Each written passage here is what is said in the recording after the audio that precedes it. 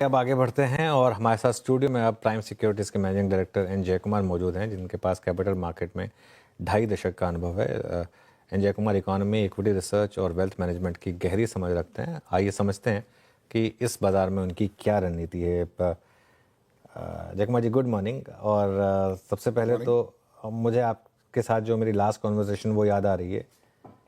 Market का काम है, ये थोड़ा टाइम लगाता है उसमें, लेकिन आपने एक चीज़ कही थी कि ट्रंप की ताजपोशी के साथ शायद एक मार्केट में एक चेंजेस आए, एक यूएस मार्केट में शायद टॉप बने और एक एमर्जिंग मार्केट्स में शायद एक रैली की शुरुआत हो। पिछले एक हफ्ते में, पिछले 15 दिन में हमने वो देखा है। क्या मार्च को माना जाए एक टर्निंग पॉइंट की तरह से साबित हो रहा है मार्च? बहुत बड़ा। और ये जो टर्निंग पॉइंट जिसका हम लोगों ने जिक्र किया था, उसके और कारण भी उभर के आए हैं। जैसे कि जो चाइना में बहुत सालों से कहा जाता है कि उनकी पॉलिसीज़ थोड़े विम्सिकल हैं, यानी कि मतलब अपने मन से कर देते हैं, जो उनको मूड आए बोल देते हैं। और मतलब जो काइंड ऑफ पॉलिसी मेकिंग है, एक in a sense kind of individualistic होगा। Along with that came this thing कि वो ट्रस्ट डेफिसिट है। लोग कंप्लीट उनको विश्वास नहीं करते हैं कि यू आर नॉट श्योर कि चाइना क्या बोलेगा, कब बोलेगा। ठीक ऐसा ही एक माहौल यूएस में बन रहा है। ट्रंप के पॉलिसीज़ जिस तरह अनाउंस हो रहे हैं, कभी वो टैरिफ लगा देता है, सुबह उठ के, और शाम तक उसको वापस ले लेता है। तो मुझे लग रहा है कि ये एक हिंदी में तो एग्जैक्ट वो एक मतलब बहुत बड़ा एक बुली टाइप ऑफ अप्रोच है कि जहाँ उसकी ज़िद चल जाए वहाँ चल जाए, और जहाँ नहीं चले तो उसको वापस वो ले लेता है। तो पीपल ने पहले सोचा कि ये शायद एक वन ऑफ होगा, कि पहले उसने कनाडा मेक्सिको का कुछ कहा, फिर उसने वापस ले लिया, फिर किसी और का कहा, फिर ले लिया वापस। तो मुझे ऐसा लग रहा है कि इसमें कुछ कुछ कंट्रीज तो मतलब फंसेंगी इसमें because of higher tariffs like China. But I think the overall benefit, जो बहुत बड़ा फ़ायदा होगा मेरे हिसाब से, इंडिया में होगा। और ये कारण कि compare to other tariffs we may escape with much lower tariffs. अभी भी डिस्कशंस चल रही हैं। आप ये मान के मैं चलूँगा कि इंडिया के बारे में ना कुछ उसने कहा है, ना इंडिया ने उनके बारे में कुछ कहा है। तो यानी कि नेगोशिएशंस चल रही हैं, और मुझे लग रहा है कि रेसिप्रोकल टैरिफ्स के बेसिस में we may come out much ahead of everybody else. अपने एक दो सेक्टर्स में देख लें, जैसे ईवी में ड्यूटीज़ हैव बीन रिड्यूस 115 से 15% कर दिया है गवर्नमेंट ने। तो whether it is Tesla coming to India, फ़ायदा होगा कि नहीं मुझे मालूम नहीं है। BYD को ज़्यादा फ़ायदा होगा। बट मुझे ऐसा लग रहा है कि वर्ल्ड में एक बायलैटरल, यानी कि आपस के बीच के ट्रेड ब्लॉक्स बन जाएंगी। तो whether we with the European Union, या even maybe we with China in some cases. क्योंकि क्या हुआ है कि इस ट्रंप के जो मूड स्विंग्स जो हुए हैं, उसके बेसिस में यूरोप एकजुट हो गया है। चाइना ने बहुत बड़ा फिस्कल पॉलिसी स्टिमुलस अनाउंस किया है। तो ये सब चीज़ों का क्या होगा कि general reflation in the world, यानी कि getting back to manufacturing, getting back to productivity has come in. तो उसमें India has been a trading partner with many people. So keeping this in mind, I think both from a India US point of view, मतलब ये relationship को देखते हुए, और India relationship with other blocks in the world, मुझे लगता है कि बहुत बड़ा फ़ायदा होगा। इनफैक्ट मैं ये बोलूँगा कि अगले 3-4 साल में जो फ़ायदा इंडिया को होगा, वो मार्केट को एक एक्सक्यूज़ चाहिए था करेक्शन के लिए, जो एक्सक्यूज़ आ गया। सब लोग कंसेंसस के बेसिस में यूएस भागते चले गए कि पैसा वहाँ चला गया, और ट्रेडिंग बेसिस में चाइना में चले गए, और both those trades are now completely reversing. तो इंडिया से जो पैसा निकला है, मुझे लगता है कि एफआईज भी अगले 2-4 हफ्ते में उनका सेलिंग तो प्रेशर काफ़ी कम हुआ है, मुझे लगता है उनका बाइंग इंटेंसिटी भी शुरू हो जाएगा। एंड बट इस टाइम वही है कि हर रैली में अलग अलग घोड़े होते हैं, तो अपने को वो ये देखना है कि घोड़ा कौन सा हमारे लिए अच्छा रहता है। बट फ़ायदा होगा इंडिया को, both from foreign policy end of trading nature, from a trade perspective. I think बहुत बड़ा फ़ायदा है। तो एक दो पार्ट सवाल। एक मानेंगे कि 21,800 पर अब एक फर्म बॉटम बना है, पहली बात। और दूसरा, अगर ये तेज़ी आई तो कितना सरप्राइज कर सकती है? क्या हम वापस ऑल टाइम हाई जा सकते हैं, या वो सोचना भी थोड़ी जल्दबाजी होगी? 25,000 तक का स्कोप खुलेगा? कहाँ तक का रास्ता खुलेगा आपके हिसाब से? ट्रंप को अलग रख के कुछ कुछ सेक्टर्स में एक्चुअली प्रॉब्लम्स आई हैं। फॉर इंस्टेंस टेक्नोलॉजी, AI का कितना प्रभाव होगा. Now because investments in AI was seen as very high, लेकिन डीप सीक ने उसको बिल्कुल वो थीसिस को उलट पुलट कर दिया है कि बिना पैसे के ही उन्होंने प्रोडक्ट डेवलप किया, ये उनका मानना है या उनका कहना है. तो हो सकता है कि जो भेड़ चाल AI में चली है उस भेड़ चाल में इन्वेस्टमेंट रिटर्न्स ना आए, लेकिन एक चीज़ पक्की बात है कि AI के कारण जॉब लॉसेस और टेक्नोलॉजी डिसरप्शन बहुत बड़ा हो सकता है. तो जो टेक का वेटेज है, भले ही टेक्नोलॉजी बेस्ड स्टॉक्स ना चले तो इंडेक्स कहाँ चलेगा ये मैं मानूंगा नहीं, लेकिन उसको काउंटर बैलेंस करते हुए financial services sector, I think they can surprise you on the way up. तो बैंक निफ्टी में compensate for a technology come off, और फॉर इंस्टेंस फार्मा का वेटेज और बढ़ सकता है क्योंकि we are the lowest cost producers in the world in any case. और अगर चाइनीज और अदर प्रोडक्ट्स पे ड्यूटीज लगती हैं तो हमारा कंपेटिटिवनेस और बढ़ता है. मुझे लगता है कि अगर मैं ये आंकड़े आपको समझाऊं कि $13 बिलियन का एक्सपोर्ट्स इंडिया से होता है यूएस की बिना टैरिफ्स के, 800 बिलियन का इंपोर्ट्स होता है जिसमें 50% लाइफ सेविंग है यानी कि जीरो ड्यूटीज पे हैं. बाकी 50% यानी कि 400 बिलियन के ड्यूटीज 10% इंडियन गवर्नमेंट लगाती है. अगर ये 10% यानी कि 40 मिलियन का अगर ये ड्यूटीज माफ़ कर देती है तो मेरा ये मानना है कि there could be the entire 13 billion जो है, 13 बिलियन का जो एक्सपोर्ट्स है बिना शुल्क के यानी कि बिना टैरिफ्स के एक्सपोर्ट किया जा सकता है. उस माहौल में क्या होगा कि this 13 billion can go up to 20 billion in the next 7-8 years. That is the kind of export because the US government is revealed कि 395 ड्रग्स पे की शॉर्टेजेस चल रही हैं उसमें आज के दिन, यानी कि लास्ट क्वार्टर के नंबर्स हैं ये. सो शॉर्टेजेस हर क्वार्टर बढ़ती जा रही हैं. तो इंडिया का जो एक्सपोर्ट है मेरे हिसाब से बहुत ही ज़्यादा बुलिश उसमें दिखता है. सो some sectors will compensate for the others, but the weightage of pharma may be low, weightage of bank index is much higher, and the weightage of technology is equally good. So थोड़ा counterbalancing हो सकता है, but over the next 12 months could we make a new high? मेरे को कुछ भी ताजुब नहीं होगा कि अगर ये बात हो जाती है तो. वीरू? ओके, मैं इनफैक्ट जय कुमार सर आपसे आईटी के बारे में पूछने वाला था, लेकिन आपने उसको पहले ही डिस्क्राइब काफ़ी कर दिया.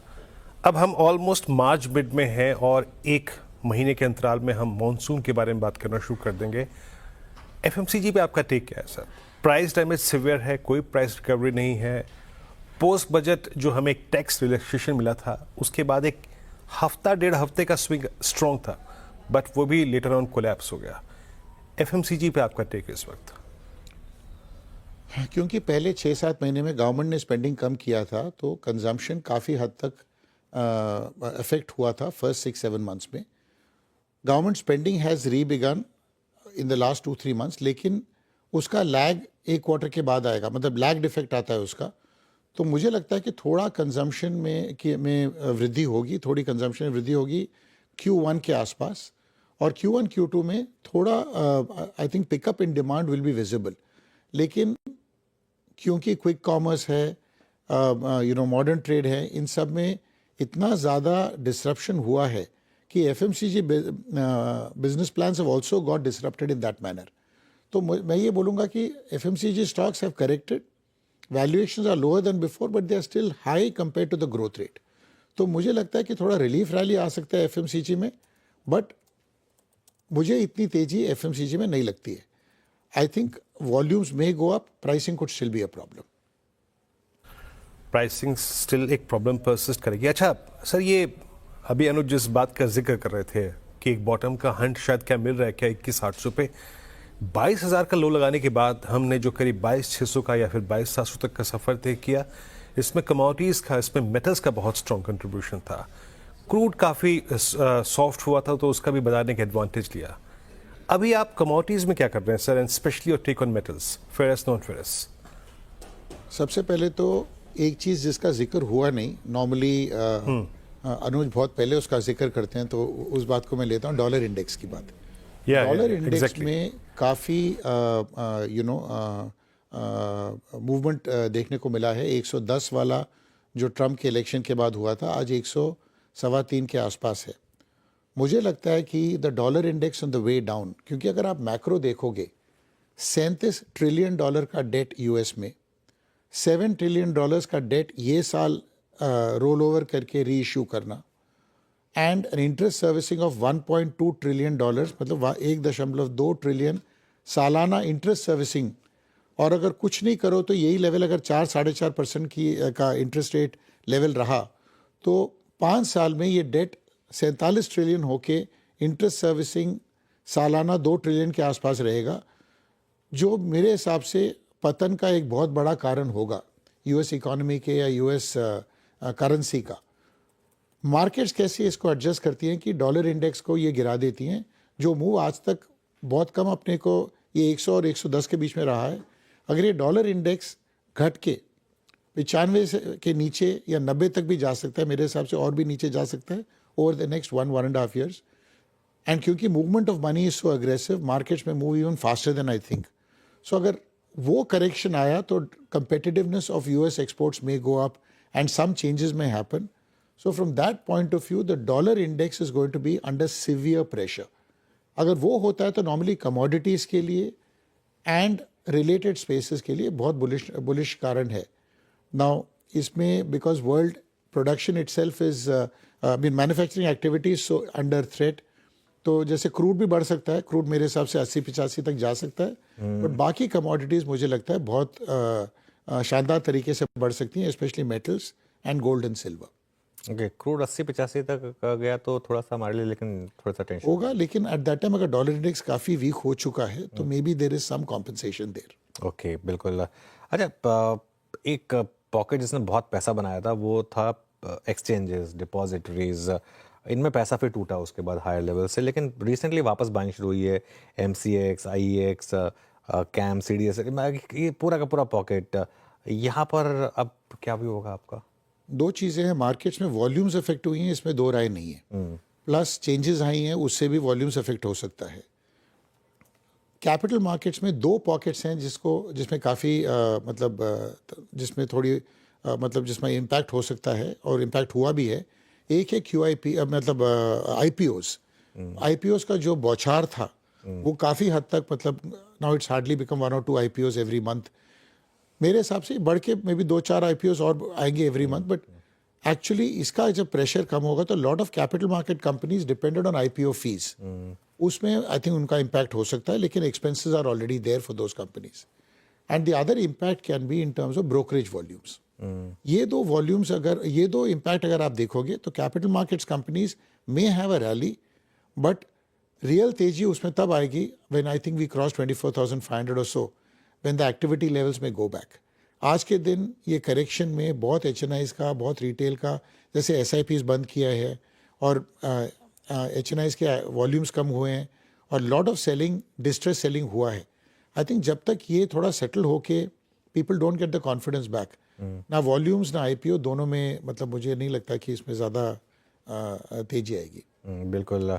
अच्छा, आपने सिंस वीडियो नहीं पूछा, लेकिन आपने पासिंग में IT की बात की थी, लेकिन IT में रिसेशन फियर कब आपको लगता है प्राइस इन हो जाएगा, और अगर बाई चांस US में रिसेशन नहीं आया तो क्या लॉन्ग टर्म इन्वेस्टर के लिए यहाँ पे थोड़े से मौके खुल रहे हैं या अभी अवॉइड ही करेंगे इस पॉकेट को? मुझे लगता है कि IT में because we are still largely dependent on a services and US model, I am not worried so much about recession because I don't think that is the fear. The fear is कि a lot of coding and lot of programming is becoming now automated through AI. Okay. So is it possible that large joblessness can happen? Will large layoffs happen? And will clients in the US, उनकी spending कम हो सकती है क्या? It is not because of recession but because of the intervention of AI. I think वो question है जिसका कोई answer आज के दिन नज़र नहीं आ रहा है। आज के दिन भी कॉन्ट्रैक्ट्स जो पहले दे चुके हैं वही कॉन्ट्रैक्ट्स चले आ रहे हैं, लेकिन उन कॉन्ट्रैक्ट्स में क्या तब्दीलियाँ होंगी, क्या ऊपर नीचे होगा, we don't know until these contracts come up for rollover, जिसमें मुझे लगता है कि on a passing day AI का जो इम्पैक्ट है वो होता चला जा रहा है। All of us are in our own way using some large language model for and substituting search with that. So I think analysts का role, प्रोग्रामर्स का रोल, कोडर्स का रोल बहुत हद तक इफेक्ट होगा। अच्छा सर, आखिरी प्रश्न आपसे यहाँ पे एक चीज़ जो अभी तक ऑटो स्पेशली आई मीन अभी पिछले 20 दिन में जो प्राइस डैमेज हुआ पोस्ट आई थिंक जब टेस्ला ने अपने ऑपरेशंस इंडिया में शुरू करने की बात की और 2 जगह तो आइडेंटिफाई भी कर ली उन्होंने, 4 व्हीलर सेगमेंट में, ईवी में और 2 व्हीलर में सब जगह प्राइस डैमेज हुआ है। अभी इस प्राइस पे आप लोगों ने कुछ कंसिडर किया है क्या? आई थिंक जब ड्यूटीज़ में कटौती आती है तो द लोएस्ट कॉस्ट प्रोड्यूसर जो आज के दिन चाइना में है, specially on the EV side, मुझे लगता है BYD could potentially want to make India, जो मारुति ने इंडिया में गढ़ साबित किया है या इस्टेब्लिश किया है, वो मुझे लगता है कि बीवीडी का अप्रोच ये होगा कि इंडिया में आके ऐसा ही एक गढ़ बना ले कि थोड़ा लोकल वैल्यू एडिशन हो जाए, थोड़ा लोकल प्रोडक्शन हो जाए and largely kids come from overseas. क्योंकि आज आप BYD के अगर प्रोडक्ट्स देखते हो तो टेस्ला से बहुत हद तक ये वही फीचर्स हैं, इन सम केसेस पीपल से इवन सुपीरियर। और प्राइस फैक्टर में देखोगे तो 1/3 या 1/4 का उनका प्राइस पॉइंट है। तो अगर वो कंसिडर करते हो कि other people can come in and start producing, yes some people will be affected in a big way, but maybe collaborations establish होंगे, maybe marketing types establish होंगे। But एक चीज़ पक्की बात है कि current pricing will get disrupted in a very major way, क्योंकि यहाँ तो स्पेकुलेशन नहीं है, हियर से नहीं है, यहाँ तो एक्चुअल ड्यूटीज काटा गया है। चलिए जय कुमार सर, बहुत बहुत शुक्रिया आज आप हमारे साथ जुड़े और ये जो आपने हमसे बात की, और होपफुली आपकी बात सही हो, क्योंकि काफ़ी ज़रूरत है एक थोड़ा सा इस मूड माहौल को थोड़ा चेंज करने की। तो ये कुल मिलाकर अभी का मार्केट का रुख